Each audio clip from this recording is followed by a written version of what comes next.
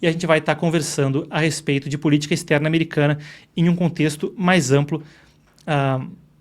E eu vou estar passando com vocês também por algumas das, como eu dizia, da linha que eu mesmo estou passando para tentar entender melhor essa situação. O repórter, afinal de contas, é por essência um generalista, né? A gente está muitas vezes cobrindo assuntos que são amplos e quando uma coisa específica acontece, a gente tem que parar e estudar o assunto para conseguir trazer para vocês os detalhes. E eu quero começar essa discussão trazendo para vocês aqui isso aqui à tona. Esse é o discurso, cadê? Aqui, o discurso de despedida de George Washington, de 1796, salvo engano.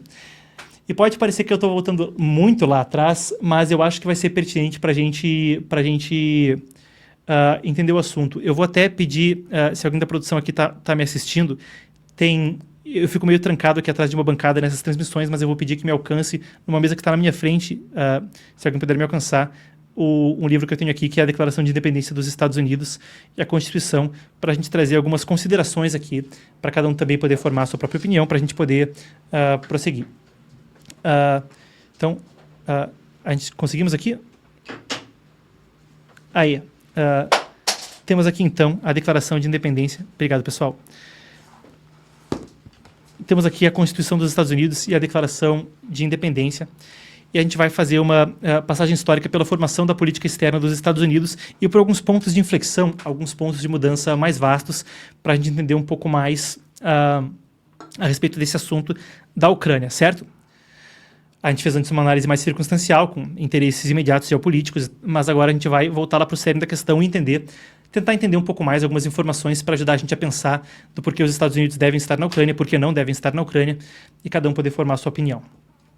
Então, antes de tudo, os Estados Unidos nascem essencialmente com um conflito onde eles são um país pequeno, se separando de um país gigantesco, né? Talvez um dos maiores impérios que a humanidade já conheceu. Eu não sei se a União Ibérica ou os mongóis chegaram até a mesma dimensão do Império Britânico da época dos Estados Unidos, mas era um dos momentos de apogeu do Império Britânico, e os Estados Unidos, como uma pequena colônia, decidem se separar do Império Britânico, lutam uma guerra por independência, que, claro, era muito difícil para o Reino Unido, para o Império Britânico lutar em além mar, atravessar o Atlântico, etc. Mas, pelo menos no mito fundador da América, eles tinham declarado independência e vencido o maior poder militar que o mundo já tinha conhecido, a Marinha Inglesa. E eles tinham feito isso com base em uma série de princípios, mas declarando-se uma nação independente, onde não haveria tirania. Eles se separaram para se livrar de tirania. E se separaram como um povo que tinha, então, um quê altamente heróico, né? Tanto que o George Washington, todo o mito fundador dos Founding Fathers, passa muito pelo militarismo daqueles primeiros dias. Então, olha, aqui a gente é livre para a gente fazer o que a gente quiser, para a gente acreditar no que a gente quiser, não enche o saco. Se você vier aqui atrapalhar, a gente compra uma arma, o governo existe para proteger os nossos direitos. Se vocês não estão fazendo isso, agora a gente é outro país.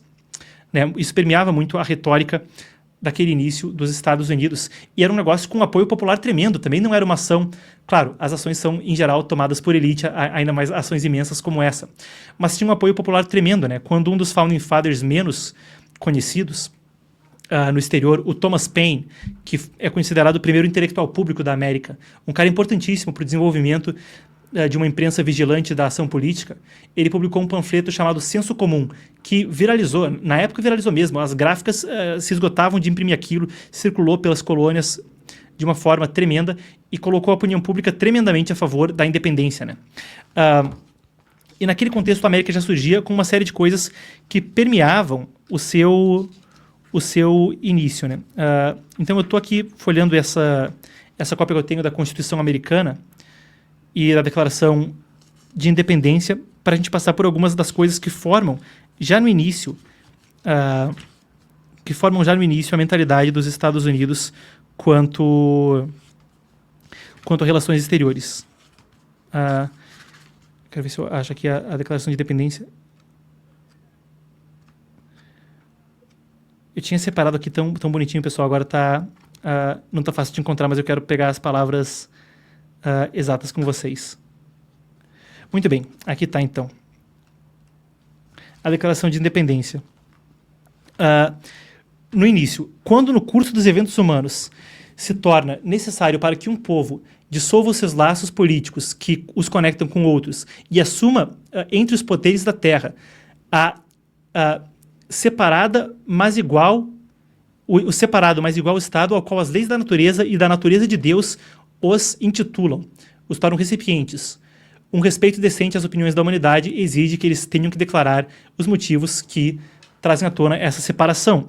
Então, o segundo parágrafo, que é o mais conhecido, né, que declaramos essas verdades como auto-evidentes, que todo homem tem direitos, né, são dotados pelo Criador de direitos naturais inalienáveis, etc., entre os quais estão a vida, a liberdade e a busca da felicidade. Essa é a segunda declaração. Mas na primeira, eles já começam com separados, mas iguais, sob as leis da natureza.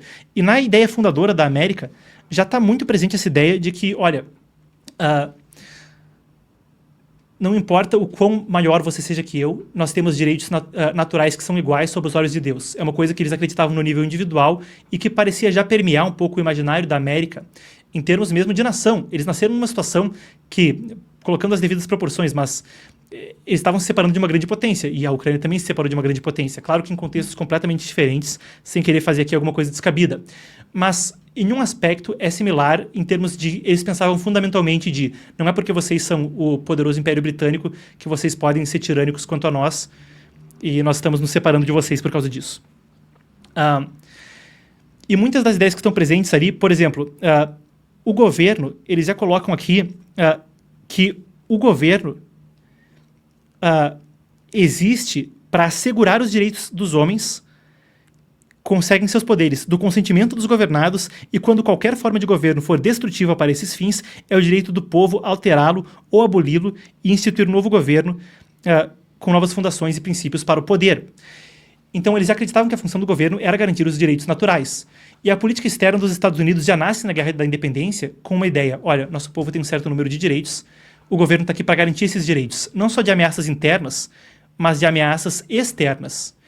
E a América já nasce com essa espécie de conflito em como lidar com essa questão entre liberdade e segurança. Por exemplo, se você for obrigado a entrar no exército para proteger a liberdade de americanos de viverem as suas vidas sem serem, sei lá, por exemplo, invadidos pelo Japão, no contexto da Segunda Guerra Mundial, que era uma possibilidade que tinha um medo tremendo disso na costa oeste dos Estados Unidos.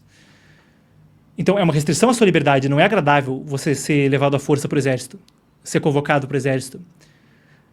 Ou mesmo censura que houve na Segunda Guerra Mundial, quando as cartas dos soldados eram avaliadas por um departamento de censura no exército para ver se não tinha alguma informação sigilosa que pudesse cair nas mãos erradas.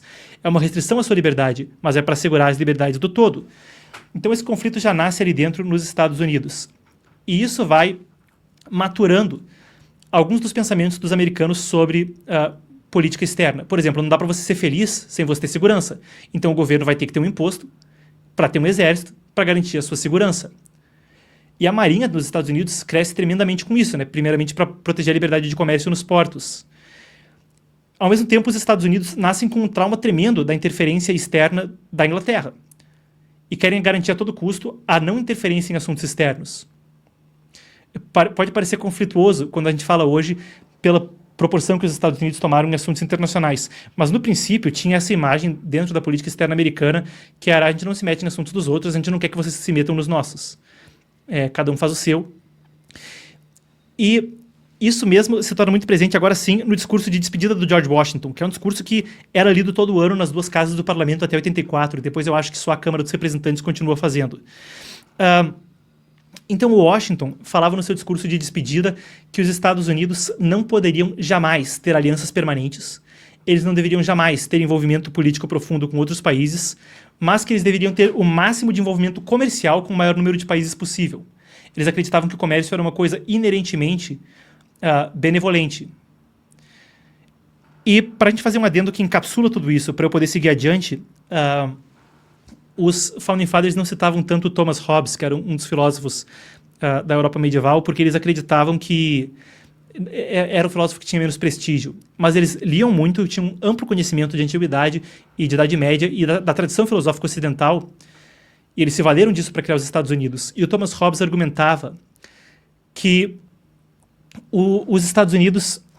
Ou melhor dizendo, Thomas Hobbes não argumentava nada dos Estados Unidos, estava ainda muito tempo antes da criação dos Estados Unidos. Mas o que o Thomas Hobbes argumentava é que os estados se formavam porque os homens estavam no estado da natureza. Então, se formava o contrato social, se formava essa situação onde você cede parte da sua liberdade para um governo, porque o homem está vivendo num estado que é natural, onde todo mundo é inimigo um do outro, está todo mundo lutando pela sobrevivência, é uma vida horrível, miserável, curta, chata, você tem que lutar por comida. E os homens formam, então, cedem parte da sua liberdade para criar um governo comum, onde eles se ajudam a se defender, e dentro, então, desse país, né, o que define um país, seguindo essa tese, é ele ter fronteiras e um exército que as defenda. Então, dentro dessa área, a gente concorda que a gente vai se ajudar a se defender, ninguém vai aviltar contra certos aspectos da liberdade um do outro, e a gente tem certos contratos jurídicos aqui que as pessoas podem viver sua vida em paz e tentar não ser inimigos uns dos outros, não estar nesse estado natural horrível, miserável. E uma coisa que permeia também a criação dos Estados Unidos é a ideia de que, ok, podemos criar um país para ter, então, esse estado agradável onde nós nos ajudamos a nos proteger, fazemos um exército para ter proteção coletiva. Até aí tudo certo. Mas, quando a gente leva isso para o próximo nível, para uma extrapolação, onde a gente pensa no contexto internacional, não do indivíduo, mas do país, existe um argumento de que os países, então, passam a estar no estado natural, que estão lutando uns contra os outros pela sobrevivência, por recurso natural, para conseguir prover para a sua população. E os países estão, Thomas Hobbes já pensava isso, e os Founding Fathers continuaram pensando nisso, estão todos no estado da natureza um contra o outro. E esse dilema existe permanentemente, e só pensaram numa solução para isso, né? Tanto Thomas Hobbes quanto os Founding Fathers pensavam, olha, a solução para isso é a gente expandir esse conceito do Estado, onde a gente, né, concorda aí com certos direitos, etc., para um governo global, então, onde todo mundo vai estar no mesmo agregado. Uma ideia que tanto os pais fundadores quanto Thomas Hobbes acharam imbecil, indesejável e impossível. Vocês podem ver rapidamente como, na modernidade, essa ideia começa a ganhar muita tração, né? E chegou mesmo a culminar, em certos aspectos, na criação primeiro da Liga das Nações e depois da ONU. No qual eles conseguiram, em parte, isso, né? As forças, não existe um governo global com forças armadas, mas foram concordados fóruns comuns que eram para meio que resolver essa solução, esse impasse.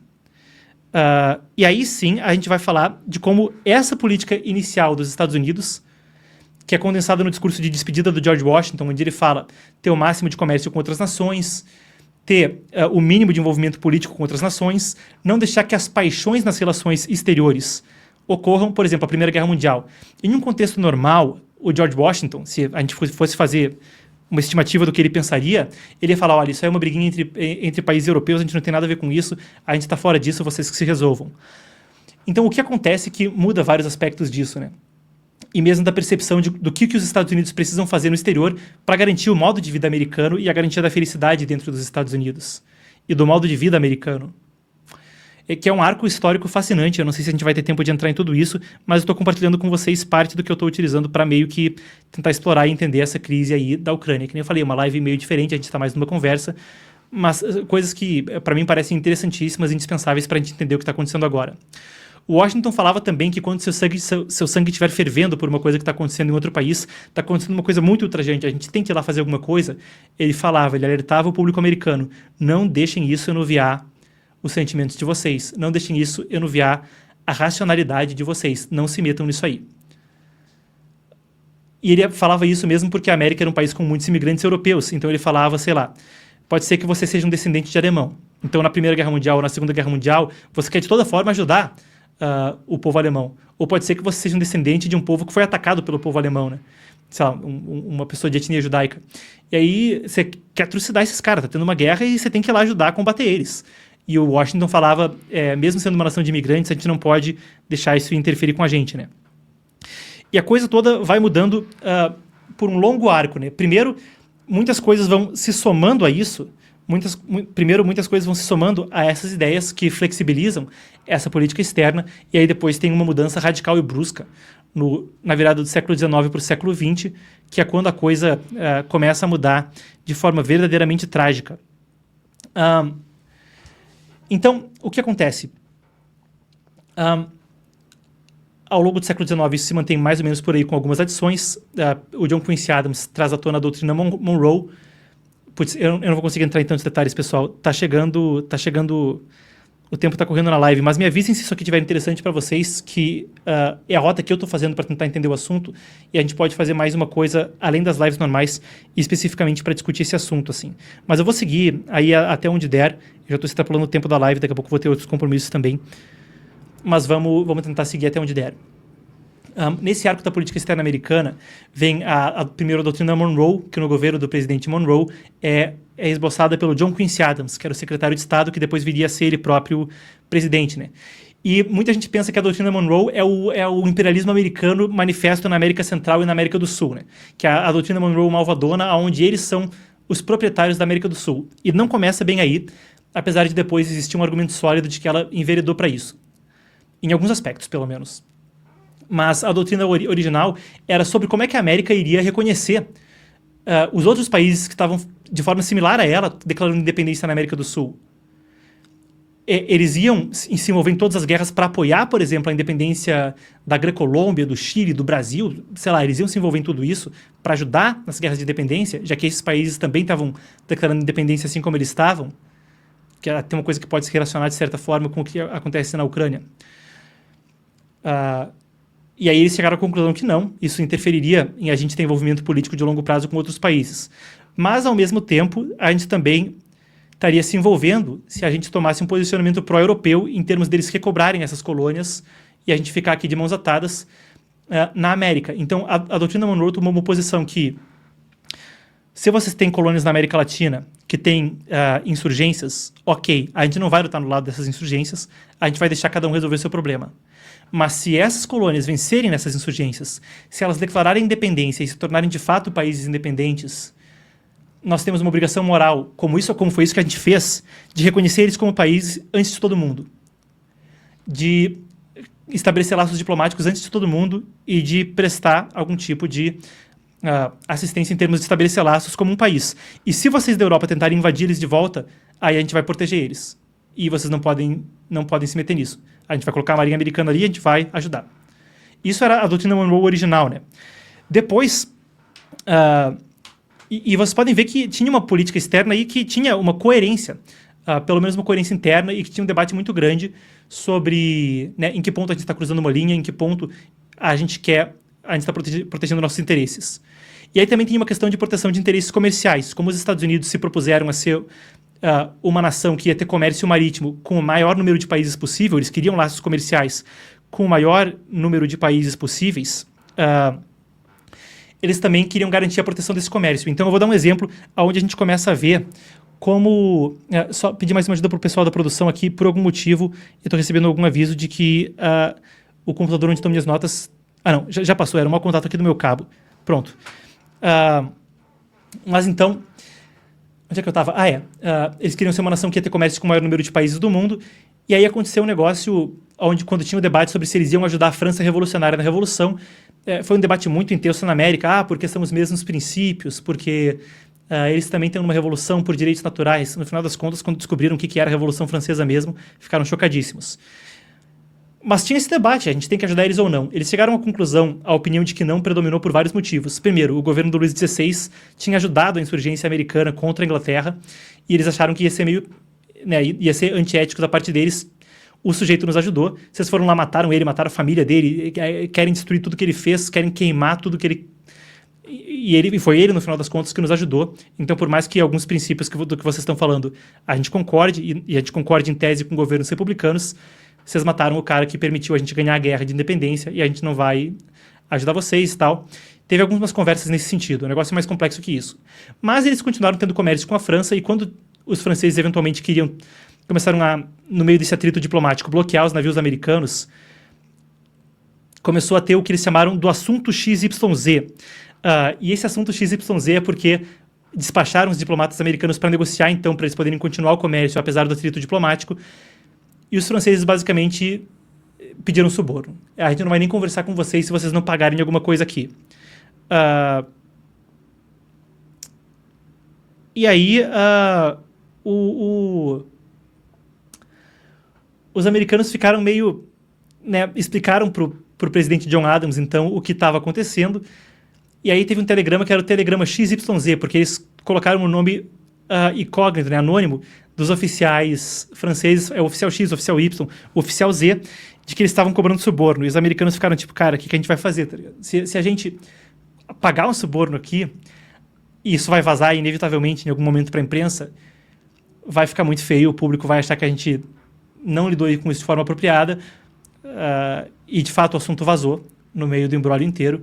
E no Congresso ficou famosa uma frase que era antes milhões para defesa que um centavo para ficar de picuinha. Né? E o sério do que isso queria dizer, os congressistas americanos discutiam isso, e aí o que eles falaram era, olha, a gente prefere ter uma marinha assustadora, a gente prefere encostar ali com uma marinha toda armada e falar, olha, vocês vão negociar, vocês vão conversar com a gente, vocês não vão ficar pedindo suborno, coisa nenhuma, a gente é um país digno, do que ficar, né, dando esmolinha para tentar conseguir conversa. E nesse ponto, a defesa da honra americana também passou a ser um dever do Estado. Então, são alguns incrementos que a gente vai vendo que vão flexibilizando aquela questão original do George Washington no seu discurso de despedida. Também, outra coisa que expandiu isso, aí que começa a coisa a ficar mais parecida com a política externa americana atual. O Roosevelt, não o Franklin Roosevelt, o Teddy Roosevelt, que foi presidente na virada do século XIX para o XX, ele flexibiliza a doutrina Monroe com o corolário Roosevelt, que é um negócio que fala que eles podem intervir em países na América do Sul e na América Central a depender das condições terrestres, das condições do que está acontecendo, do que está acontecendo lá e dos interesses americanos ali. E aí que vocês veem como... Aí sim começa essa doutrina Monroe, que é considerada a doutrina Monroe imperialista ou malvadona, ou que tem realmente aí uma crítica mais intensa. A doutrina Monroe original, elaborada pelo secretário de Estado do presidente Monroe, John Quincy Adams, era uma ideia para os países sul-americanos que fizessem revoluções como as que os americanos fizerem, serem reconhecidos pelos Estados Unidos, que também ajuda a explicar porque os Estados Unidos foram o primeiro país a reconhecer o Brasil, salvo engano. Tem alguém que fala que a Argentina reconheceu um dia antes, mas os Estados Unidos chegaram ali né, para então montar isso. Tem gente perguntando qual é o propósito desse vídeo. Então, tem gente chegando na live muito depois. O propósito desse vídeo era a gente tentar construir eu estou tentando entender o que está acontecendo na relação Estados Unidos na política externa, e eu fiz uma live um pouco diferente, onde no final eu decidi abrir para vocês qual o propósito que eu estou fazendo, qual o processo que eu estou fazendo, para também tentar entender o assunto, e é um negócio onde, humildemente, eu estou tentando aí, para a gente entender juntos o assunto, também trazer qual que é a linha onde eu estou indo para tentar entender o que está acontecendo. Mas estou trazendo as informações para cada um formar a própria opinião, e agora a gente está falando da formação da política externa dos Estados Unidos. Esse é o propósito da live. A gente tem feito o nosso melhor para focar nos fatos e para não tentar tomar um tom opinativo. E aqui eu creio que eu estou fazendo isso, estou tentando falar para vocês como foi o progresso da formação da política externa americana. E nem falo que a doutrina Monroe é um negócio em si mesmo, um imperialista ou malvadão. Estou falando que isso é uma coisa que é uma crítica comum para ela. Estou explicando para vocês do que se trata e de onde vem aí. Mas então, aonde vem a transformação na política externa dos Estados Unidos, que é um dos pontos de virada dessa forma de conduzir política externa, aonde tem essa ênfase de não interferência e também essa questão, ao mesmo tempo, de tentar conciliar isso com proteger os interesses comerciais americanos. Então, por exemplo, se você atacar navios americanos, se você bloquear os portos, se você começar a pedir suborno, a gente se reserva o direito de proteger nossos interesses com o uso da força. Se você afetar americanos, se você, por exemplo, um navio comercial americano está indo para algum lugar e você usar força contra ele, a gente se reserva o direito de proteger os americanos que estão naquele navio, certo? Então, são algumas das coisas que são parte da doutrina externa americana, mas aí quando a gente fala sobre a política externa atual, tem uma série de transformações que acontecem até esse momento. Uma das primeiras transformações que ocorre passa pela guerra dos Estados Unidos com a Espanha, na qual eles ganham as Filipinas em 1898. O presidente Teddy Roosevelt flexibiliza a doutrina Monroe em termos de como eles agem com a América Central e do Sul. Eu não vou entrar em detalhes sobre essa guerra com a Espanha, mas basicamente tem uma guerra com a Espanha. Os americanos ganham Porto Rico, ganham uma influência tremenda sobre Cuba, ganham as Filipinas no Pacífico, e nessa época tem uma onda do progressismo. E é uma ideia parecida até com o positivismo no Brasil, que tem muito do mesmo caldo ideológico, onde então eles querem superar a política partidária. Eles acham que, no melhor dos casos, aquilo que os Founding Fathers falaram é uma coisa que vale de direitos naturais, defesa, o governo tem que defender o seu direito, Deus é quem te dá o direito, o governo está ali para defender, se o governo não defender, você tem que tirar o governo, que era a fundação dos Estados Unidos. Surge uma corrente tremendamente forte nos Estados Unidos, falando que, no melhor dos casos, essas ideias eram boas lá atrás, no século XVIII. No pior dos casos, nunca foram válidas e era uma crendice, um negócio de um tempo antiquado, que agora, com o que a gente sabe, nunca deveria ter acontecido em primeiro lugar. Essa corrente toma uma proporção tremenda, e no governo do Teddy Roosevelt, tanto republicanos quanto democratas, nessa época dos Estados Unidos, no início do século XX, começam a adotar alguns aspectos dessa ideia com diferentes graus de intensidade, alguns mais, outros menos. E uma das ideias deles é que a gente tem que exportar as ideias do progresso. A nossa civilização teve um tremendo êxito, mas, por exemplo, nas Filipinas, quando a gente consegue ali um domínio colonial como aquele, e é curioso porque eles foram talvez a única colônia a conseguir se tornar eles próprios um império colonial, na guerra contra a Espanha em 1898. Pelo menos nesse aspecto com as Filipinas, pode-se dizer, acredito, que eles estavam numa situação muito parecida com o império colonial. E ficam com essa ideia de que a gente tem que, então, resolver as questões com os técnicos e cientistas e não de forma política. Uma coisa que eu acho que vocês vão concordar comigo, que retrospectivamente falando, tem um grau de arrogância tremenda, né? Que agora que a história chegou a esse ponto onde a gente sabe tanto, a gente tem que resolver isso de forma técnica, ignorando que os próprios técnicos podem eles próprios ter vieses políticos, né? Mas que as coisas têm que ser resolvidas de forma exclusivamente técnica e científica. E uma das coisas que a gente tem que fazer desse jeito é exportar o progresso. Já que as ideias lá atrás de defender direitos naturais, isso aí é uma coisa daquela época, que também vem com um enfraquecimento também do teísmo na política americana. E aí, a gente vê manifestações disso não só na tentativa de exportar o progresso para as Filipinas, mas a eleição do Woodrow Wilson na Primeira Guerra Mundial é um negócio que é super por aí, né? O Woodrow Wilson era um cara que pensava assim, que os técnicos tinham que decidir as questões. Ele pensava que ele tinha que estar na posição de um técnico, não de um político, né, que ele tinha que ter esse conhecimento técnico para resolver isso aí. Até as ideias por trás da burocratização do Estado e do aumento do Deep State também encontram algum eco já muito primordial aí de que os burocratas sabem mais porque eles são especialistas, os políticos só querem militar, né? E não estou falando que é isso, mas que parte dessa retórica começa a se incrustar na mentalidade do governo americano em dado momento por aí.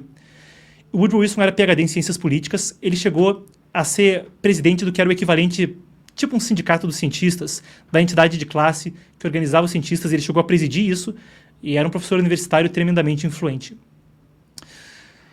Ele chega à presidência até dado momento tentando meio que se ater ao princípio de não intervenção, e quando a Primeira Guerra Mundial eclode, ele quer ficar fora daquilo o máximo possível. Mas então, em 1917, a coisa muda de figura. Essas correntes progressistas começam a ganhar uma força tremenda nos Estados Unidos, e ele começa a mais e mais pensar com essas ideias positivistas, progressistas, de que os técnicos é quem tem que decidir.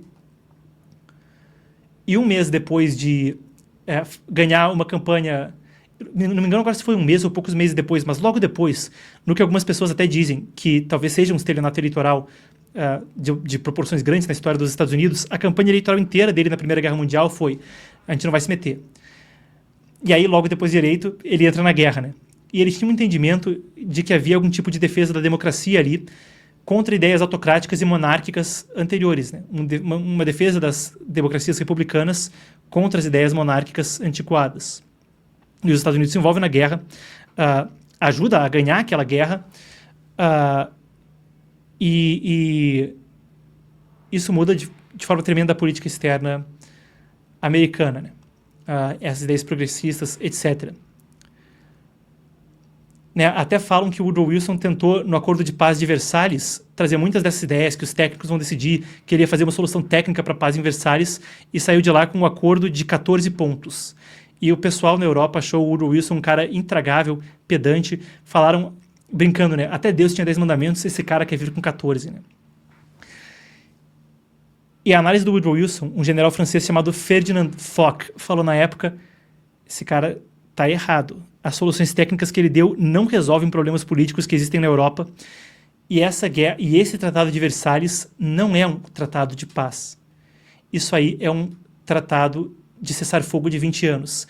E aí essa é uma das previsões históricas mais acertadas na história da humanidade, né? O sujeito falou isso em abril de 39, depois do Tratado de Versalhes foi ratificado alguns meses depois, e a invasão alemã da Polônia foi em 1º de setembro de 39, começando a Segunda Guerra Mundial. Assim, foi quase 20 anos depois que ele falou isso, né? E basicamente isso começa a mostrar um pouco da mudança de foco da política externa americana, nesse boom do progressismo e da ideia de exportar esse progressismo liberal. Na Segunda Guerra Mundial, a coisa muda drasticamente. Eu vou ir por mais alguns instantes aqui, pessoal, só porque aí a gente começa a chegar no cerne da questão. Eu não vou conseguir passar por todos os pontos que eu queria fazer dessa jornada que eu mesmo estou fazendo para tentar aprender, nem vou conseguir responder perguntas. Eu vou ter que sair daqui a pouco. Mas a gente pode fazer uma outra live para seguir essa investigação sobre a formação da política externa americana, que eu acho que é um negócio necessário se a gente quiser furar o superficial e pensar, olha, vai dar para entender ou não como é que o Trump está agindo agora e qual é a posição dos Estados Unidos, se deve ou não intervir na Ucrânia.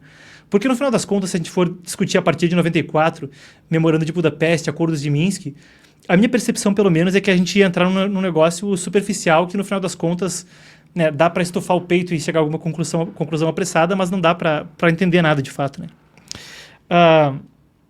Muito bem. Os Estados Unidos, na Segunda Guerra Mundial, já estavam coçando, assim, o Franklin Roosevelt já estava coçando para intervir a favor da Europa. Ele tinha promulgado o Land-Lease Act, ato de lei de empréstimos e concessões. E aí o que aconteceu? Era uma lei onde os britânicos poderiam utilizar ativos militares dos Estados Unidos, poderiam utilizar navios. Ele também já tinha feito um discurso famoso do arsenal da democracia, que os Estados Unidos tinham que ser um arsenal da democracia. O próprio Roosevelt já nutria uma hostilidade tremenda com o fascismo europeu.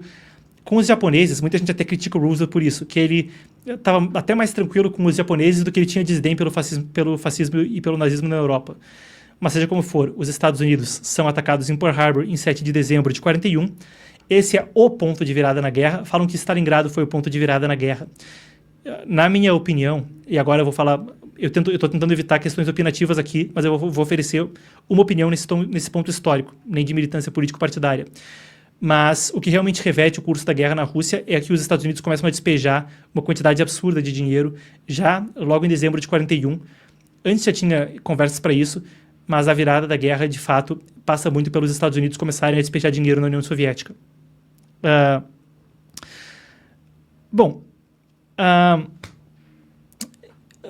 Para a gente chegar onde isso se conclui. Quando começa a chegar ao final da guerra, a gente tem as conferências de Teherã, depois em Yalta, que talvez seja Potsdam, Yalta, etc., as conferências que reúnem Roosevelt, Churchill e Stalin.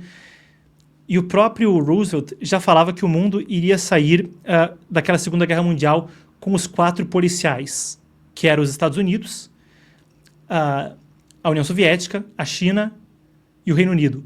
E que o Conselho de Segurança da ONU ia ser criado por esses 4 policiais que iam, então, lidar com a situação de impedir que um novo regime nazista surgisse, que iam ser os 4 policiais que iriam, então, estar por aí à tona.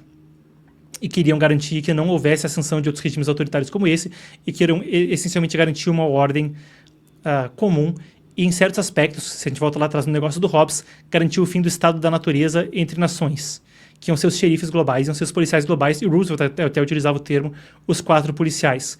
E Roosevelt era um cara que chamava o Stalin de Uncle Joe. Ele pensava que os Estados Unidos e a União Soviética estariam alinhados nesse esforço, e que mesmo que houvesse algum tipo de descompasso entre os valores comunistas e os americanos, a coisa ia ser pacificada e não ia ter problema.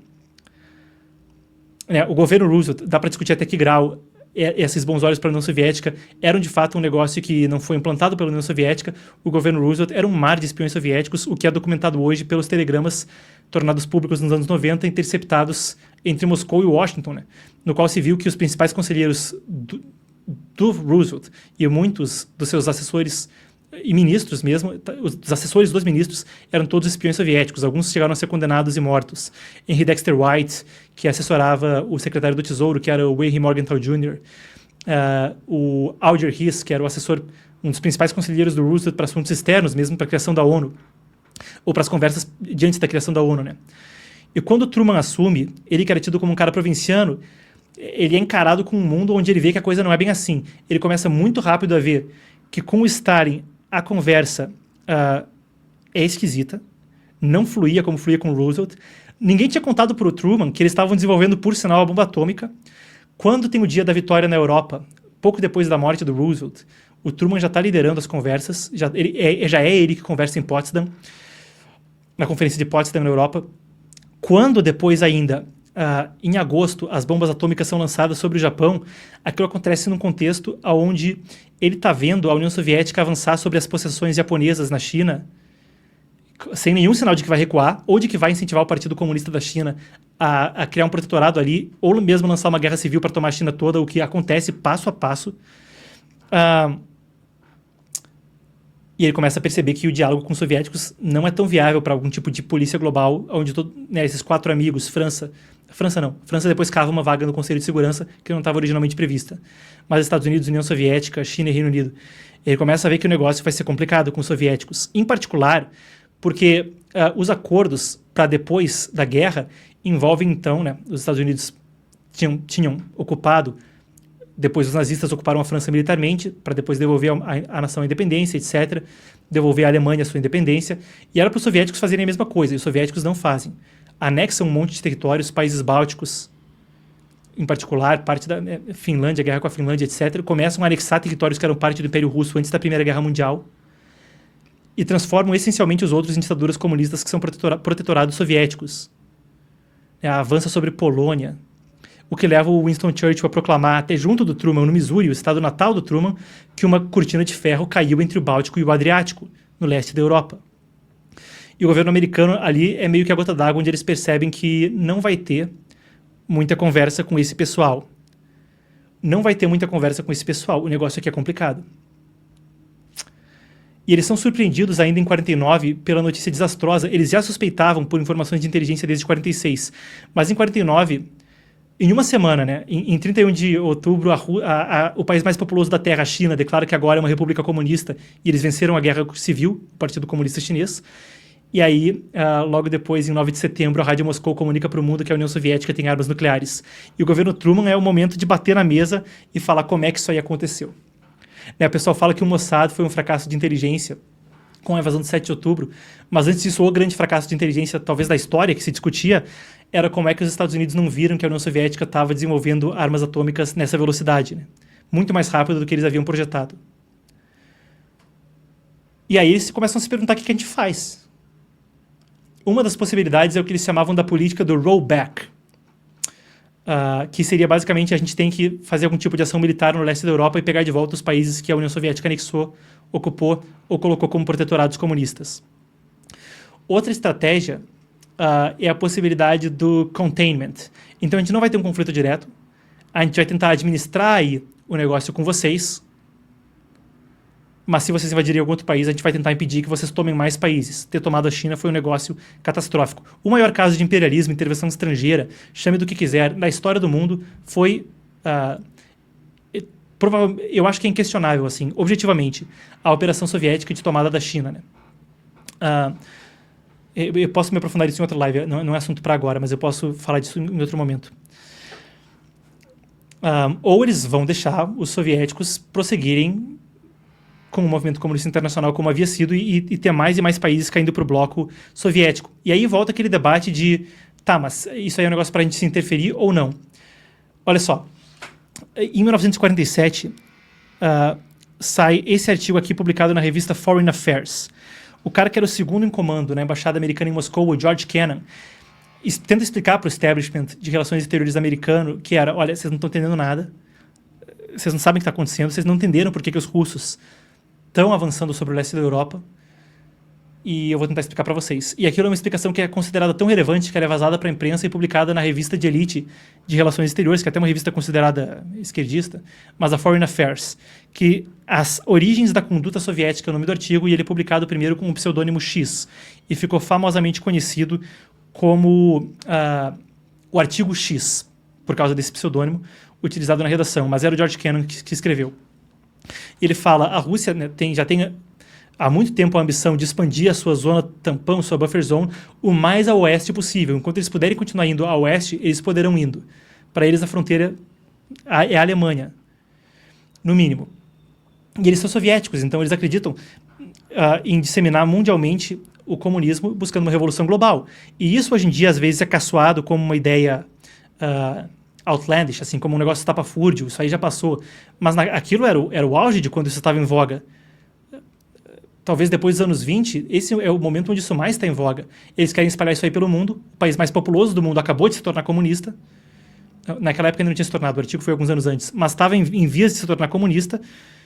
E a quantidade de espionagem, de propaganda que eles estão fazendo afeta o estilo de vida americano. E aí que entra um debate no qual o intervencionismo americano toma um tom que é: o governo foi formado, voltando lá atrás na Declaração de Independência, para garantir o seu modo de vida americano, para garantir a sua liberdade, seu direito de buscar felicidade. Você pode buscar felicidade se esse for um mundo onde os Estados Unidos capota para subsídio para um governo autoritário comunista? Essa é a pergunta que começa a ser feita e que passa a pular, talvez, alguns dos questionamentos que havia quanto ao intervencionismo da era progressista no início do século e passa a virar um negócio de: olha só, vocês estão tentando subverter o modo de vida americano. Vocês estão tentando subverter a nossa iniciativa de comerciar com países pelo mundo. Vocês estão subvertendo os direitos dados por Deus de americanos buscarem a liberdade e a felicidade. E se vocês fizerem isso, vocês vão estar ameaçando em caráter permanente o modo de vida dos Estados Unidos até que a gente pare vocês. Vocês estão bloqueando americanos no exterior. Vocês estão cerceando os direitos de americanos no exterior. Né? Americanos, sei lá, prisioneiros de guerra detidos na Rússia durante a Segunda Guerra Mundial. E aí se formam as alianças, né? Aliança Transatlântica, OTAN, etc. Né? E os pais fundadores sabiam que poderia haver alianças temporárias. Alianças permanentes era uma coisa que eles tinham muitas reservas, né? Voltando lá atrás na fundação da América. E é aí que a gente vê um discurso justificador que permeia a forma como os Estados Unidos agiu dessa forma. Além disso, os Estados Unidos se viu numa situação atípica na história do mundo. Aquele país que detinha uma pequena porcentagem da população global tinha, no final da Segunda Guerra Mundial, metade do PIB global. De cada 2 coisas que eram produzidas no mundo, uma era produzida nos Estados Unidos. E eles se viram também com a responsabilidade de garantir os interesses americanos de um mundo próspero, em termos de como é que era para ter laços comerciais com a maior quantidade de países possível. E aquilo era uma oportunidade deles se impulsionarem dessa forma. E com o eco daquele discurso justificador da origem da América, entrava também o caldo progressista que tinha cozinhado na primeira metade do século XX, que era: olha, se a gente está aqui para exportar uma ordem liberal, uma ordem civilizatória, esse é o momento onde, se a gente não fizer isso, os direitos fundamentais vão ser ameaçados. E aí que a gente vê a política de containment ser implantada, né?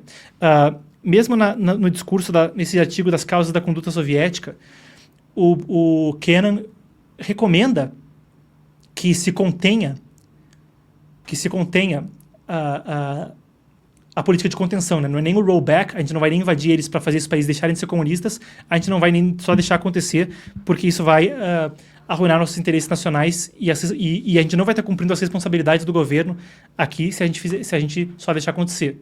Então a gente vai conter eles, a gente não vai se meter quando eles não tentarem se meter, mas no segundo que essa linha for cruzada, a gente não vai deixar o comunismo internacional avançar mais do que já avançou na Segunda Guerra Mundial. E com o fim da Guerra Fria, aí entra no momento da tal da ordem unipolar, né? Onde eles parecem emergir vitoriosos disso. Mas aí surge um outro debate que é importantíssimo agora para a gente também trazer à tona quando a gente fala de Ucrânia. Quando eles emergem daí, parte do que o conservadorismo americano opõe na sua essência, desde a fundação, é a ideia de que você tem certos direitos naturais e a ideia da responsabilidade individual em uma sociedade livre. Uma grande parte daquilo que a América opunha no fascismo, no nazismo e no comunismo, nas ideologias totalitárias do século XX, é que eles eram ideologias, por essência, messiânicas. Eles tentavam mudar a relação entre a cidade do homem e a cidade de Deus e criar um paraíso na Terra, eliminando da existência o conceito de que havia uma força superior acima do homem. Eles eram todas ideologias que pautavam a ideia de que a humanidade marcha rumo a um fim inexorável. Nada pode impedir esse fim. a gente tem que acelerar o processo histórico e chegar naquele bem-estar universal, naquela utopia, pela qual todo tipo de massacre e matança vai ser justificada para sempre. E isso estava presente. Tem um livro excelente sobre isso, que eu até queria ter trazido aqui para mostrar para vocês, mas deixei em casa. É The Devil in History, O Diabo na História, do Vladimir Tismaniano, onde ele usa um termo que era do estudioso polonês Leszek Kolakowski. E O Diabo na História. E é um livro que é um estudo comparativo do que é similar e do que é diferente entre fascismo, nazismo e comunismo. Né? Um negócio absolutamente interessante, e no qual ele fala, né, que um dos aspectos que, de fato, está aí essa ideia messiânica, né, que rompe entre a cidade do homem e a cidade de Deus, agora a gente vai fazer o céu na terra e não tem Deus. Se não tem Deus, quem que define a moralidade? O próprio homem, né? E aí tudo está justificado nesse discurso de marchar até o final da história. E de forma curiosa, parece que no final da Guerra Fria, o progressismo nos Estados Unidos meio que absorve esse caldo, né? O Francis Fukushima, que era um dos caras que falava sobre política externa nessa época, até fala dessa ideia do fim da história. É o fim da história como? Então, a mesma ideia que eles tinham de que vai progredir rumo a um fim inexorável, onde vai ter um paraíso na Terra, parte do debate nos Estados Unidos cai meio para um lado de a gente vai fazer isso, mas o que vai levar a gente para esse fim é a democracia liberal, né? Que é um negócio que aí sim começa a confundir todo mundo, né? Como assim, né? E que também gera alguma oposição e também confunde muito as linhas entre direita e esquerda, entre democratas e republicanos nos Estados Unidos. Mas então herda-se um momento no qual os Estados Unidos era o fiador da paz e eles tinham uma justificativa histórica, justificada pelas suas leis, pela sua mentalidade, por garantir a defesa, a segurança e a liberdade do seu povo contra a tirania comunista, para intervencionismo no exterior. Eles herdam todo o caldo, toda a estrutura de fazer isso. O discurso autojustificador, que curiosamente parece ser uma das coisas que eles combatiam em alguns aspectos. E eles entram nesse mundo também com uma organização e com várias organizações multilaterais que foram criadas com aspectos de governo global. Então, busca-se na criação primeiro da Liga das Nações e depois da ONU, meio que resolver aquele problema que o Thomas Hobbes já trazia à tona. Olha, para sair do estado da natureza entre nações, só com o governo global. A coisa fica meio que a meio caminho, porque enquanto tem um órgão global de discussão, ele não tem o poder de fazer as decisões dele valerem pela força, não tem um exército da ONU. Mas é nesse mundo que se entra. E os Estados Unidos arcam, então, com essa responsabilidade, em tese de fiador, e com essa ideia também de fim da história, permeando mesmo o establishment republicano à direita nos Estados Unidos, no governo do Bush pai. O que se vê mesmo nos discursos dele à época do fim da União Soviética. E aí, quando chega em 94, Bill Clinton, a memorando de Budapeste, onde os Estados Unidos garantem a segurança da Ucrânia, tudo passa muito por essa mesma cronologia histórica, sem a qual não é possível entender como os Estados Unidos estiveram ali como fiadores da paz.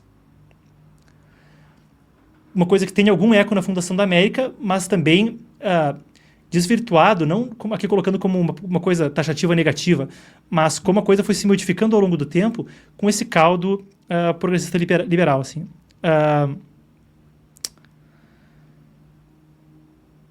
E ali entram os Estados Unidos como fiadores e também no entendimento de que a contenção dos adversários é um dever deles, em especial na era nuclear.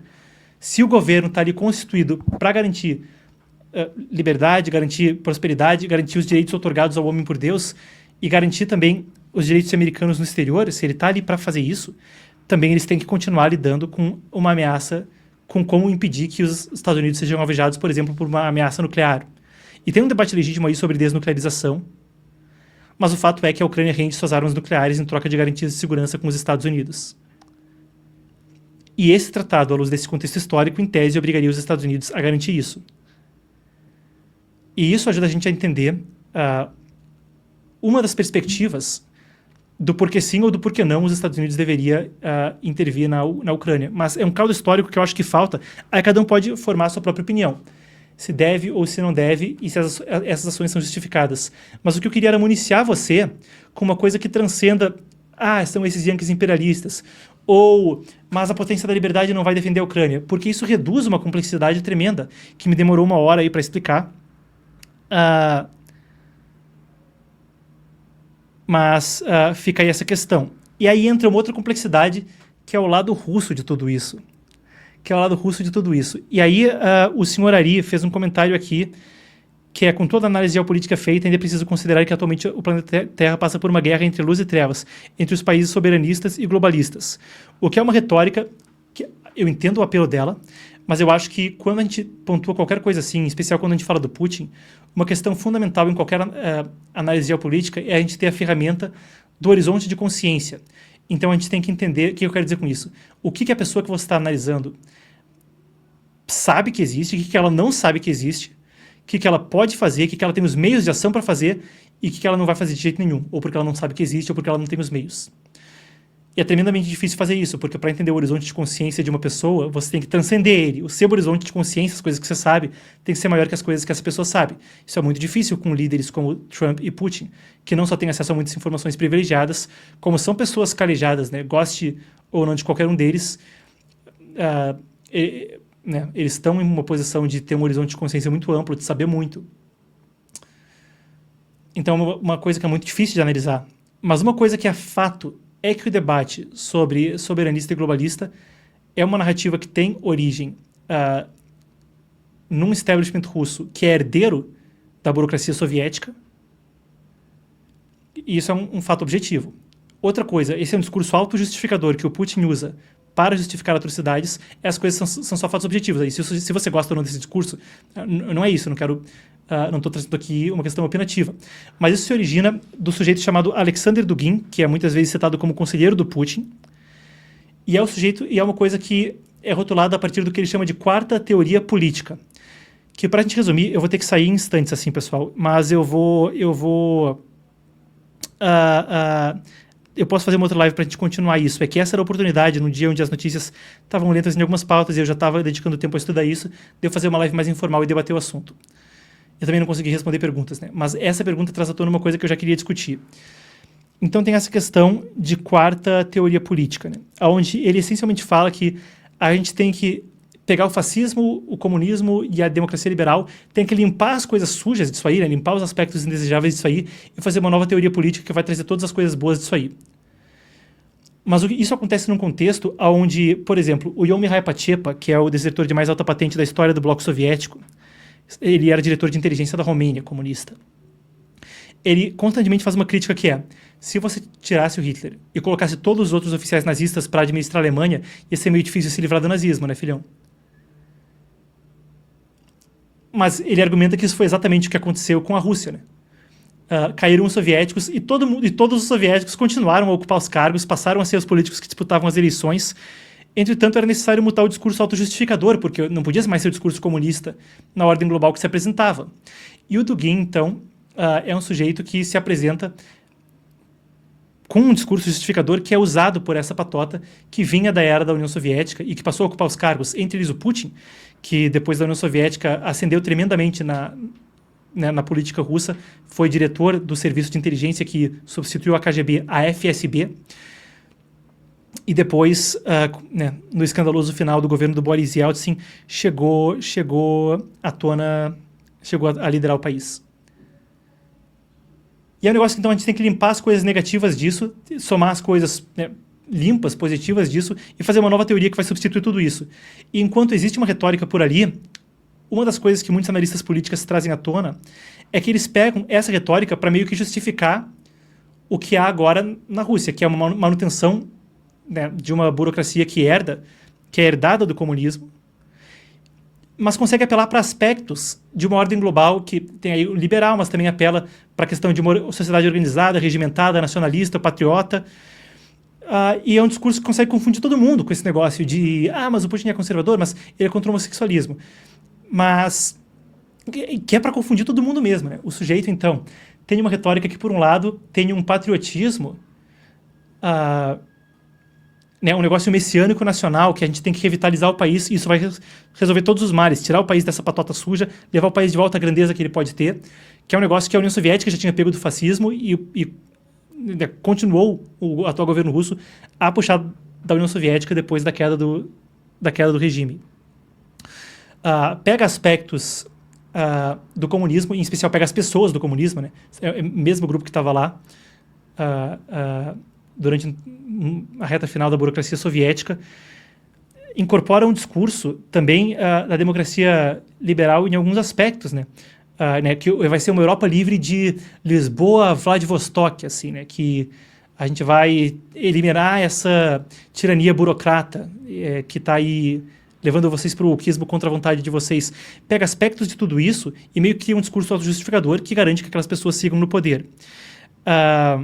E que também tem um caldo de expansionismo soviético-russo, viu? Que não deixa de ter isso. Tanto é que... esse negócio da quarta teoria política... Então, que nem eu falei, pessoal, aqui eu não tô professoral e nem estou dando opinião para vocês. O que eu estou fazendo é tentar municiar vocês com as mesmas informações que eu estou tentando fazer na minha trilha para tentar entender esse assunto. Por isso que é uma live diferente. Então, eu não estou sendo taxativo de que é isso. Eu estou falando as hipóteses, as pressuposições, o caminho que eu estou fazendo para tentar entender esse assunto todo, tá bom? E, bom, isso ajuda a explicar... Isso, pelo menos, ajuda a gente a tentar conciliar algumas das coisas, que é Putin anti-woke, mas, ao mesmo tempo, inaugura estátua em homenagem ao Fidel Castro, do lado do ditador de Cuba, o Dias-Canel. Bota estátua do Yuri Andropov, que é talvez o pior líder que a KGB já teve em sentido do número de mortes e catástrofes que ele provocou, em termos de apoio à guerrilha comunista na América Latina. Teologia da libertação, segundo Yom Mihai Pachepa, também desenvolvida na KGB do Andropov. Operação Tufão e Operação SIG, na qual ele busca radicalizar terroristas islâmicos. A gente tem um documentário sobre isso na plataforma Epoch TV, na qual ele busca radicalizar islâmicos e dar armas para os terroristas islâmicos. Alguém já viu algum terrorista que não tivesse com um fuzil russo AK-47? É a arma que o sujeito usa. Não se vê eles com uma arma M16, ou muito raramente, assim, né? E esse Andropov era um herói para o Putin. Assim que acabou a União Soviética, tiraram o busto do Andropov, porque era um assassino, da frente do prédio do prédio Lubyanka, que é onde ficava a KGB, depois fica a FSB. O Putin mandou colocar de volta, mandou restaurar o hino da União Soviética, falou em entrevista, não precisava ter acontecido, não deveria ter acontecido. O fim da União Soviética foi a pior catástrofe geopolítica do século XX. Mesmo o caso do advogado Sergei Magnitsky e outros dissidentes mortos no exterior. Que mais aí? O Putin foi na frente do mausoléu do Lenin falar que o Manifesto Comunista era quase um texto bíblico. Né, que o comunismo tinha aspectos bíblicos, quando o comunismo soviético passou aí uma parte considerável da sua história perseguindo e matando cristãos, né? E tentando reformar a igreja para ser uma ferramenta do Estado, né, por uma vastidão imensa do território global. Que, claro que é um comentário cínico dele.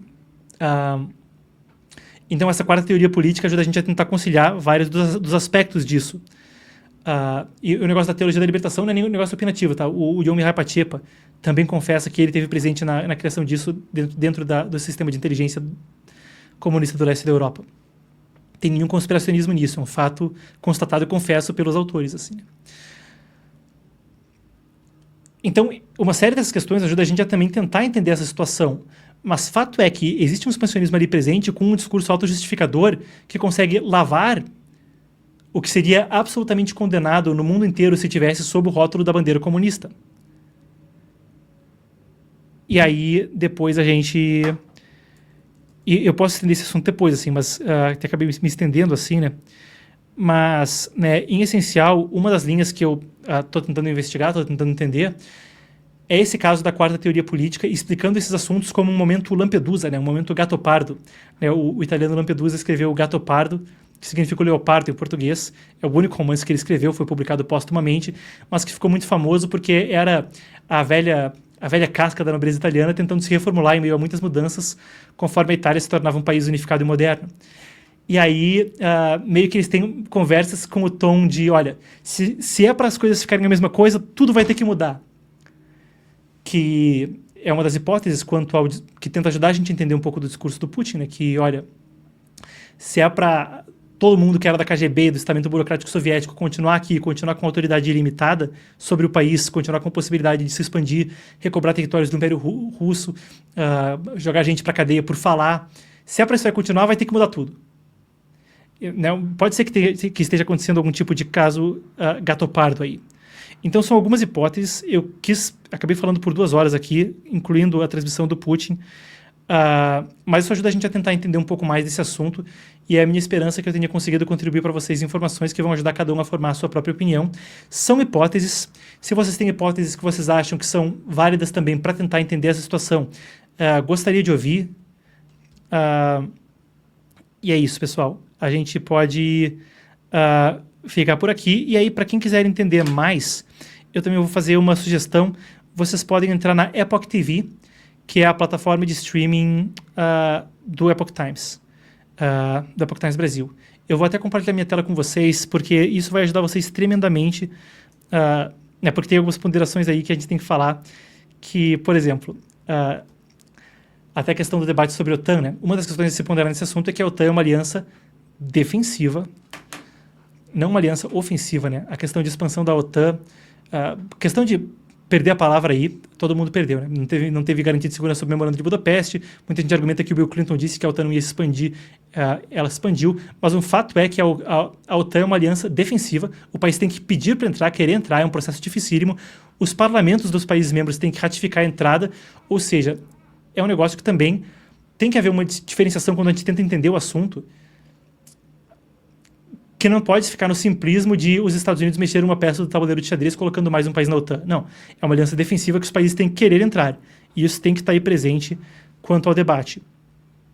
Então, muito bem, eu vou compartilhar com vocês aqui a minha tela e eu quero fazer um convite para todo mundo que quiser entender mais também, que possa entrar aqui na Epoch TV Brasil. Essa é a tela aqui da plataforma e vocês vão achar uma série de questões. Tem uma série documental que a gente traduziu da matriz americana do Epoch Times aqui, que se chama Guerra Final, que é uma série especial em 6 episódios, aí sobre a disputa China e Estados Unidos, mas também algumas questões indispensáveis para entender é que aqui em entrevistas, tem algumas sensacionais, pessoal. Entrevista recente com o presidente do Paraguai na posse do Trump, mas algumas que são imperdíveis aqui também.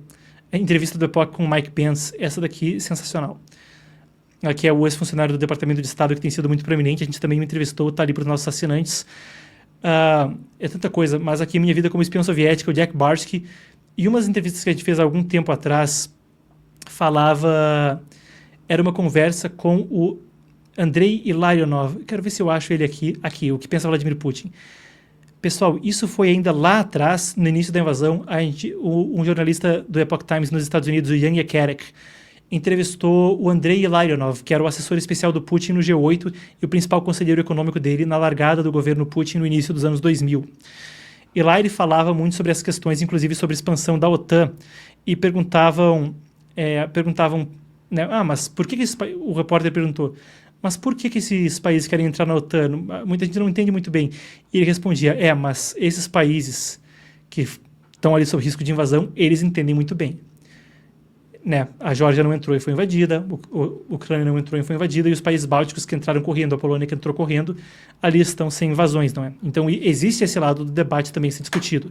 E para aquilo que eu falei do Yuri Andropov, para quem quiser saber mais sobre como a União Soviética criou um império de terror islâmico, uma coisa amplamente documentada e cujos documentos são mostrados nesse documentário, confiram nossos assinantes A Origem do Terror.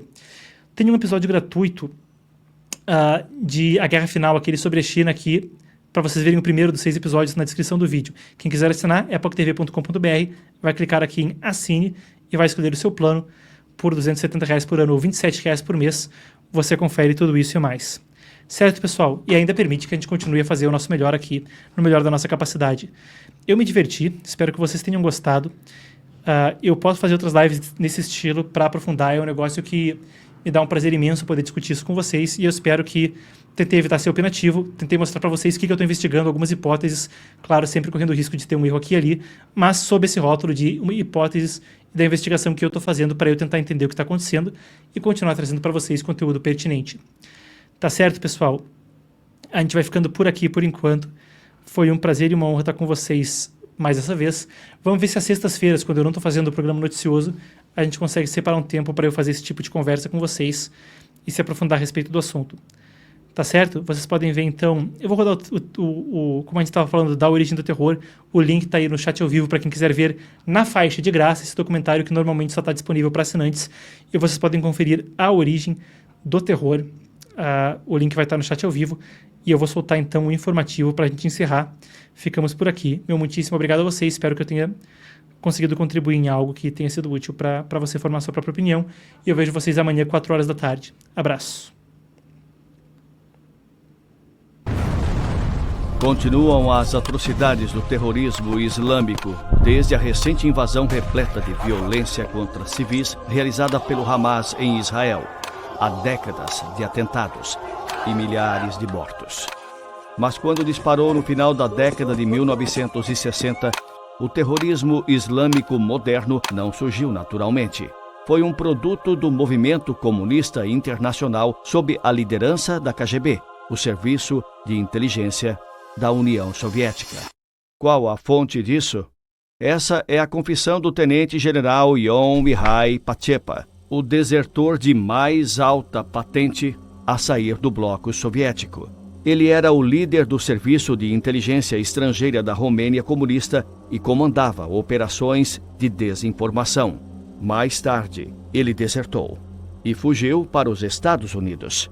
As denúncias dele sobre seu tempo no aparato comunista foram a base das condenações do ditador romeno Nicolae Ceausescu e aceleraram a desintegração do bloco soviético na Europa. Mas uma delas recebeu menos atenção do público. Ele disse que participou pessoalmente quando Moscou radicalizou, treinou e armou extremistas islâmicos, iniciando décadas de terrorismo pelo mundo contra os inimigos do Kremlin e contra civis inocentes.